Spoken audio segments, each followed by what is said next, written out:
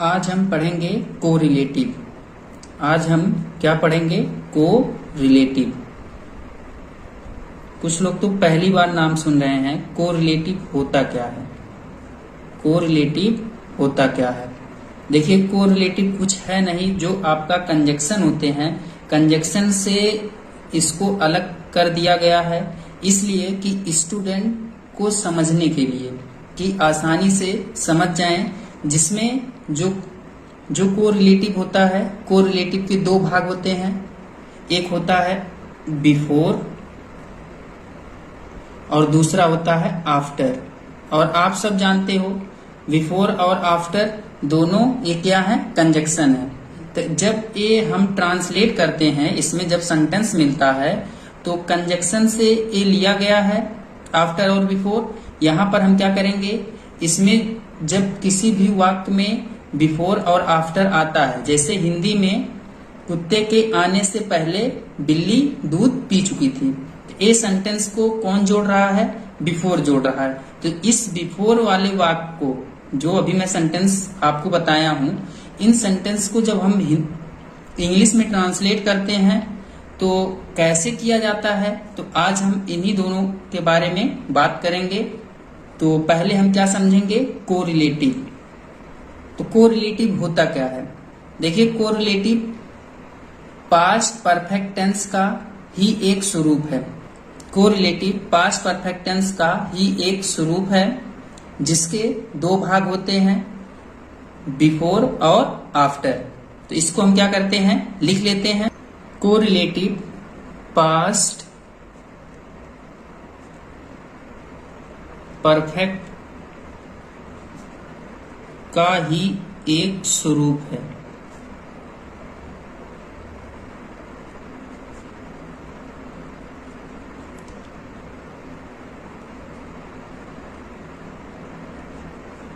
जिसमें दो भाग होते हैं,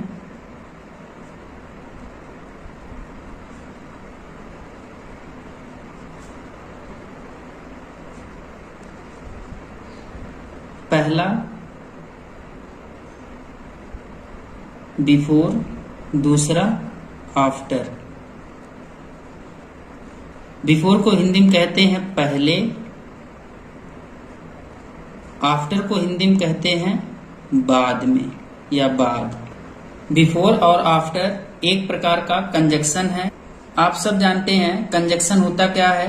कंजक्शन वह शब्द है जो दो या दो से अधिक वर्ड्स, फ्रेज, क्लॉज और सेंटेंस को जोड़ता है, तो उसे हम क्या कहते हैं? कंजक्शन कहते हैं। और बिफोर और आफ्टर, जब ये दोनों को हम इंग्लिश में ट्रांसलेट करेंगे तो इसमें होगा क्या? दो सेंटेंस मिलेगा। कितने सेंटेंस मिलेंगे? दो सेंटेंस मिलेंगे। जैसे मेरे जाने के बाद राम आया, यहां पर देखिए दो सेंटेंस है। पहला सेंटेंस ये है मेरे जाने, ये आपका पहला सेंटेंस है, और दूसरा सेंटेंस ये है राम आया। और बीच में क्या है? एक प्रकार का क्या है? कंजक्शन है। और एक कंजक्शन क्या है? आफ्टर है। यहाँ पर देखिए, अभी मैं आपको बताया हूं आफ्टर को हिंदी में क्या कहते हैं? बाद में या बाद। तो यहाँ पर ये बाद आया। ये जो आपका आफ्टर है या बाद में है, ये क्या कर रहा है? इन दोनों सेंटेंस को जोड़ने का काम कर रहा है। इन दोनों सेंटेंस को जोड़ने का काम कर रहा है, जिसको हम क्या कहते हैं? कंजक्शन कहते हैं। और इसी सेंटेंस को हमको क्या करना है? इंग्लिश में ट्रांसलेट करना है। अब कैसे किया जाता है, मैं आपको इसी के बारे में अच्छी तरह से आपको बताऊंगा कि कौन सेंटेंस पहले किस टेंस में ट्रांसलेट होगा और कौन सेंटेंस बाद में किस टेंस में ट्रांसलेट होगा। तो चलिए पहले हम पढ़ेंगे क्या? बिफोर। तो हम क्या करते हैं? बिफोर लिख लेते हैं, और बिफोर के बारे में जो भी ट्रांसलेट करने के नियम होते हैं उन सभी के बारे में देखेंगे। तो पहला हम क्या पढ़ेंगे? बिफोर। और आप सब जानते हैं बिफोर को हिंदी में क्या कहते हैं? पहले। तो इसमें हम क्या देखेंगे? Rule of translation.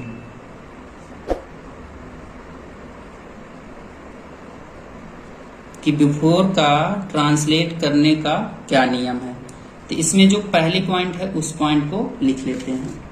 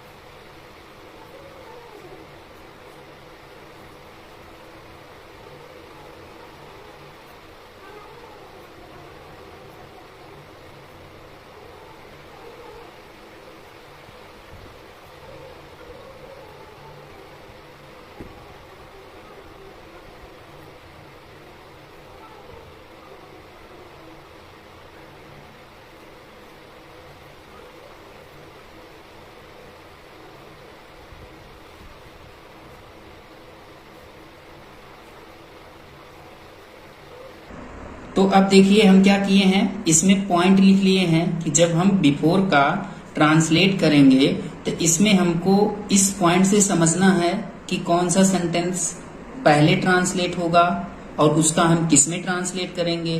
तो इस चीज को आपको इस पॉइंट से मैं समझा रहा हूं। इसका ट्रांसलेट करते समय जो काम पहले कंप्लीट होगा, जो काम पहले कंप्लीट होगा तो उसका ट्रांसलेट पास्ट परफेक्ट टेंस में करते हैं। बात समझ में आई? आपको दो सेंटेंस मिलेगा, जो काम पहले कंप्लीट होगा तो उसका हम ट्रांसलेट किस में करेंगे, पास्ट परफेक्ट टेंस में करेंगे। इसके बाद जो काम बाद में कंप्लीट होगा तो उसका ट्रांसलेट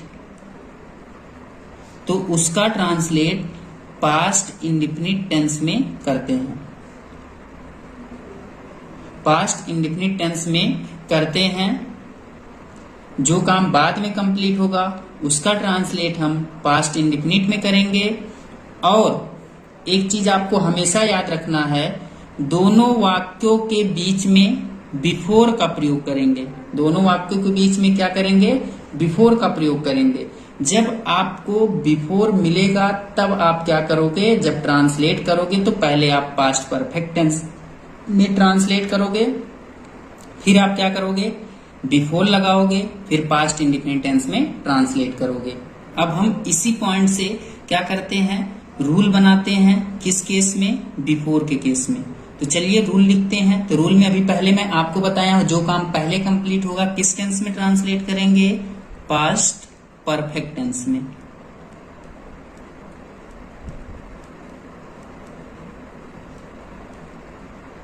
इसके बाद क्या करेंगे, कंजक्शन बिफोर का यूज करेंगे। फिर क्या करेंगे, जो काम बाद में कंप्लीट होगा उसको पास्ट इंडेफिनिट टेंस में करते हैं।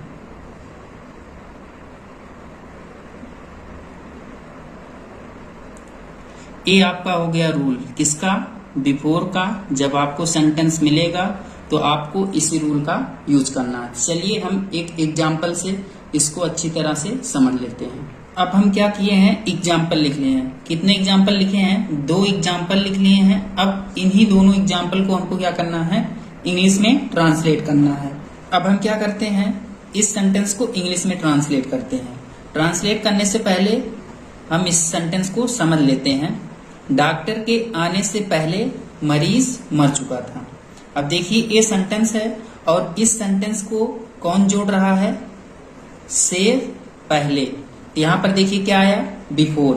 तो मैं अभी आपको पीछे बताया हूं, जो बिफोर रहेगा वो दोनों सेंटेंस के बीच में आएगा। यहां से यहां तक ये आपका पहला सेंटेंस है और यहां से यहां तक ये आपका दूसरा सेंटेंस है। डिफिनेशन में भी बताए हैं कि ये 2 सेंटेंसों को जोड़ता है। तो देखिए ये दोनों सेंटेंस को कौन जोड़ रहा है, से पहले, इट मीन्स बिफोर जोड़ रहा है। अब हमको क्या करना है, इसको इंग्लिश में ट्रांसलेट करना है। तो जब हम इसको ट्रांसलेट करते हैं तो आपसे मैं पीछे बताया हूं कि जहां पर बिफोर का बात होगी, जो काम पहले कंप्लीट होगा, तो उसका ट्रांसलेट हम किस में करते हैं, यहां पर मैं शॉर्ट फॉर्म में लिखता हूं और रूल भी बताया हूं, पास्ट परफेक्ट टेंस, और प्लस बीच में क्या करेंगे, बिफोर लगाएंगे। और जो एक ही सेंटेंस बचेगा और इसका हम ट्रांसलेट किस में करेंगे, पास्ट इंडिफिनिट टेंस में। अब आपको इसी रूल पे इसको ट्रांसलेट करना। अब आपको यहां ये समझना है कि कौन काम पहले हो रहा है और कौन काम बाद में हो रहा है। यहां पर जो काम पहले होगा उसका ट्रांसलेट पास्ट परफेक्ट टेंस में करेंगे, और जो काम बाद में होगा उसको हम ट्रांसलेट करेंगे पास्ट इंडिफिनिट में। डॉक्टर के आने से पहले मरीज मर चुका था। तो यहाँ पर ये कहा जा रहा है कि हॉस्पिटल में अगर मरीज है तो वहां पर डॉक्टर पहुंच नहीं पाया, उससे पहले क्या हुआ, मरीज मर चुका था। तो यहाँ पर पहला काम क्या हो रहा है, जो आपका सेकंड सेंटेंस है ये पहले कंप्लीट हो जा रहा है डॉक्टर के आने से पहले। तो जो काम पहला कंप्लीट होगा, मतलब जो काम पहले कंप्लीट होगा, उसको हम क्या करेंगे, पास्ट परफेक्ट टेंस में ट्रांसलेट करेंगे। यहाँ पर मरने का जो काम हो रहा है ये पहले हो रहा है, और ये जो आने वाला काम है ये बाद में हो रहा है। तो हम पहले किसका ट्रांसलेट करेंगे, जो मरीज मर चुका था इसको हम ट्रांसलेट किस में करेंगे, पास्ट परफेक्ट टेंस में। तो यहां पर क्या हो जाएगा, द पेशेंट हैड डाइड। अब हम क्या करेंगे, बिफोर यूज करेंगे, ये कंजक्शन है। इसके बाद पहला वाला सेंटेंस ट्रांसलेट करेंगे किसमें, पास्ट इंडिफिनिट में। तो यहां पर क्या हो जाएगा, डॉक्टर। अब यहां पर देखिए वर्ब क्या है, आने का काम हो रहा है, तो सेकंड फॉर्म क्या होती है, कम केम। तो पहला सेंटेंस हम क्या किए, ट्रांसलेट कर लिए। सेम इसी प्रकार से अब ये दूसरा सेंटेंस ट्रांसलेट करेंगे। ये भी किस केस का है, बिफोर का। यहां से पता चल रहा है क्या है, पहले आया है। तो इसमें भी सेम वही प्रोसेस करेंगे जैसे पहले वाले सेंटेंस में किए हैं। इसमें भी देखेंगे कौन काम पहले हो रहा है और कौन काम बाद में हो रहा है। जो काम पहले होगा उसको हम पास्ट परफेक्ट टेंस में ट्रांसलेट करेंगे, जो काम बाद में होगा पास्ट इंडिफिनिट टेंस में ट्रांसलेट करेंगे। तो हम क्या करते हैं, सेंटेंस को पढ़ लेते हैं। पुलिस के आने से पहले चोर भाग चुका था। यहाँ पर कहा जा रहा है कि पुलिस आई नहीं थी, चोर क्या किए थे, वहां से भाग गए थे। तो पहला सेंटेंस ए हो गया और दूसरा सेंटेंस ए हो गया। तो यहाँ पर जो दूसरा सेंटेंस है इसमें पहले काम हो रहा है, जो पहला सेंटेंस है वो बाद में काम हो रहा है। तो जो पहले काम होगा उसको हम किसमें ट्रांसलेट करेंगे, पास्ट परफेक्ट टेंस में, और इसी रूल पे। चलिए इसको ट्रांसलेट कर लेते हैं। इसमें सब्जेक्ट क्या है, चोर। तो यहाँ पर चोर की इंग्लिश क्या होगी, द थीफ। फिर क्या लगाएंगे, हेल्पिंग वर्ब हैड। अब भागना की इंग्लिश क्या होती है, रन अवे। ठीक है, और इसमें ऑब्जेक्ट है नहीं तो ऑब्जेक्ट हम लगाएंगे नहीं। इसके बाद क्या करेंगे, बिफोर। अब हम क्या करेंगे, इस सेंटेंस को ट्रांसलेट करेंगे किसमें, पास्ट इंडिफिनिट टेंस में। तो यहां पर क्या हो जाएगा, पुलिस। इसके बाद आने का काम हो रहा है, यही फॉर्म हम यूज कर देंगे, कम केम। तो अब हम क्या किए, इसको ट्रांसलेट कर लिए किसमें, बिफोर के केस में, और ऐसे ही आपको सेंटेंस मिलेगा। तो इसी प्रकार से आपको ट्रांसलेट करना होता है। तो कुछ स्टूडेंट को आता नहीं है, उन लोग को भी क्लियर हो गया होगा कि अगर आपको बिफोर से कोई एग्जाम्पल पूछे तो आप ऐसे ही बता सकते हैं। आज हम बिफोर में जो भी सेंटेंस होते हैं, मतलब कैसे ट्रांसलेट किया जाता है, हम आज अच्छी तरह से समझ गए हैं। और इसी को ग्रामर का फर्स्ट राज कहा जाता है। और जो आप बच रहा है मैं आपको नेक्स्ट वीडियो में बताऊंगा। अगर अभी तक आप चैनल को लाइक और सब्सक्राइब नहीं किए हैं, प्लीज चैनल को लाइक और सब्सक्राइब कर लें। तो गाइस, मैं आपके साथ नेक्स्ट वीडियो में मिलता हूं। Thank you.